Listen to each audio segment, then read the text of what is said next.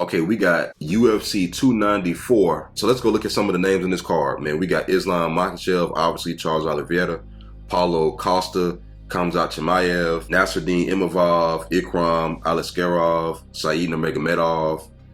Who else? Bruno Silva back. What's the topic? Is Khamzat going to be champion? Is Khamzat going to be champion when it's all said and done? Well, definitely not at welterweight. That's over. Yeah, when he missed weight against and the funny thing is, that was probably his easiest chance to become a champion. Think about it. Leon Edwards. He would be fighting Leon Edwards right now had he not missed weight. Especially the way Leon looked against Usman. I know he beat Usman twice. The second fight he was losing.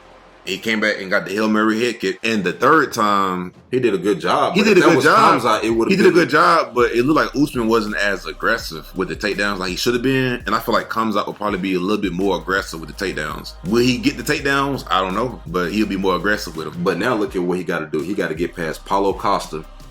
But if he can get past Paulo, now he would have to fight the winner of Sean and Israel Adesanya because they definitely making Adesanya fight Strickland again. I don't like Khamzat fighting Paulo. I don't like this for Khamzat. I don't think he's fighting somebody who he can't take down. Nah. And it's like, bro, he's fighting probably the worst fighter stylistically to fight against. Because these guys, he could take down them all other than probably Robert Whittaker. But other than that, bro, like Paulo, man, he's not finna get taken down like that.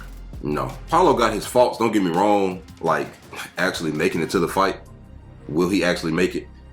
But when he show up outside of the Izzy fight where he just looked atrocious, one of the worst performances we ever seen. Somebody said Paulo ain't got a win over nobody that's currently in the UFC. Uriah Hall, you know. Man, they wasn't saying that when he fought Yoel, man. But the thing is, I think also that was because he was sitting out waiting for money in a contract dispute as well. But he still got to prove himself. 100%. So this is a good fight, man, but I just don't think that it's a good matchup for Khamzat. Because this ain't Kevin Holland. This is not Gerald Meerschaert. This is not, what's your boy name? The Leech. This is none of those guys, man. Oh, yeah. Paulo, at the very least, he can keep this fight standing up. The funny thing is, this is a good matchup for a lot of reasons. One of them is because these guys don't like each other, and there was beefing backstage, and I don't know. At the UFC training facility, remember? Yeah, somebody was training, and then Khamzat pulled up on them with like 20 guys. But it looked like Khamzat was a little scared, though, because Paulo... I don't know if I agree with that. Did you see the video? I saw the video. I don't think he looked scared at all. It looked like he was waiting until people broke it up. You see one of them guys say, don't hold me back, let me get to him or whatever, and then they let go and you don't do nothing? That's what it looked like. Don't hold me back, don't hold me back. Oh, okay, then go for it. Yeah, but Paulo was just walking up to him and Khamzat was... But this is an opportunity for Paulo Costa because he said Khamzat, he calls out guys who he's bigger than, stronger than. Who he can take down. And who he can take down. And he said guys with knockout power who can stuff takedowns, he don't call out those guys. So this is an opportunity for Paulo to back up what he was saying. Oh, yeah. Because it kind of makes Paulo look bad, bro, if he say, you know, you're only calling out certain opponents and certain fighters, and then you call out Khamzat, you go out there and you lose, it kind of makes Paulo look bad. But if Khamzat can get past Paulo, though, title shot. Absolutely. 100% automatic title fight. But that begs the question, do Dricus Du Plessis get a title fight? Do he get to fight the winner of the rematch of Izzy and Sean? Or does Khamzat get an automatic title fight? Or do Dricus have to fight the winner of this fight? Because now it'll be kind of weird because they already promised Dricus a title fight, but then look at what we've seen them do that before in the past. They'll promise a fighter a title shot, but then a bigger name opponent will come along and they'll get the title shot. How many times we've seen that Leon deserved a title shot years ago, but Kobe got a title shot. And then low-key, if Sean win the rematch against Izzy, Jared Cannonier, oh God, he got to win over Sean. So it's like... Another thing is we were saying before we start recording, can Khamzat even fight Sean Strickland? They train together, man. But he made a video about that this week. Did you see it? Nuh-uh. Khamzat made a video saying, like, Sean, you know, he trained hard. He's a good coach. He's a good fighter. But he said, I'm coming for the belt. Man, he was like, hey, if you got the belt, man, I got to come get it. Ain't nothing wrong with that, man, because that Aljo and Marab thing going on to where Aljo keep getting these opportunities and Marab is just the odd man out and he just waiting, even though he's a part of Aljo's success. But because they train together, they're not going to fight, and Marab loses out. There's nothing wrong with fighting somebody you train with for the belt. Especially if you're getting money. Exactly. There's nothing wrong with that. Because look at what Kamaru Usman and Gilbert Burns had to lay it all to the side, man, and say, hey, this is an opportunity of a lifetime for money, for legacy. But Khamzat, I think that if he can get past Paulo, I think that would say a lot about him being able to take down a lot of these guys, man. It might be unstoppable. I'm going to be honest. If he can take down Paulo... I don't think and hold him down. The only way he can take down Paulo is he has to hurt him first and mix in a strike. There's no way he can just take down Paulo like that. But more than likely, he would probably. That would be the case. No, not necessarily, because look at his previous opponents.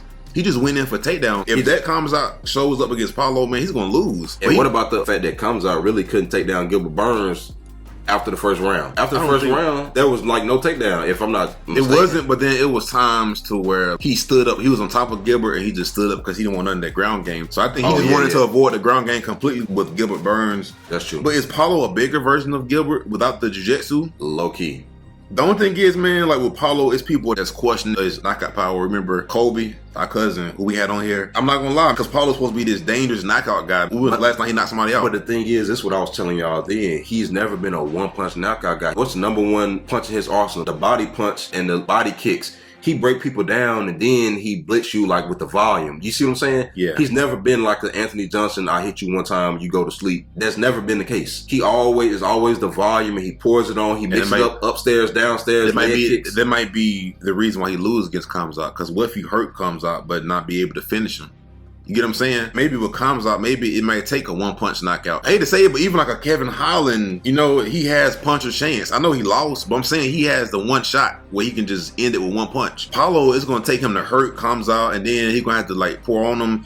And by that time he do that, Khamzat going to have been recovered, right? Yeah, but Gilbert almost put him to sleep though with that one punch. But even Gilbert, but Gilbert is a one-punch guy though. He's a one-punch knockout guy. But he was fighting somebody much bigger than him too, though, man. So if Paulo got any of that power at middleweight, like if that punch landed on Khamzat, bro, that might be. I think. But Khamzat also showed he got a lot of heart, though, man. I'm not gonna lie. He showed that he ain't somebody that just go out either. I think this is an easy win for Khamzat if he can mix in the striking with the grappling. I don't know why this 3 rounds. I wish it was 5 rounds. It'd be more interesting. So you think Khamzat gonna be the champion once he get past Paulo? Regardless, I didn't say all that. That's what the video about. So I'm saying, if he get past Paulo, obviously it will be either #1 contender fight or title fight.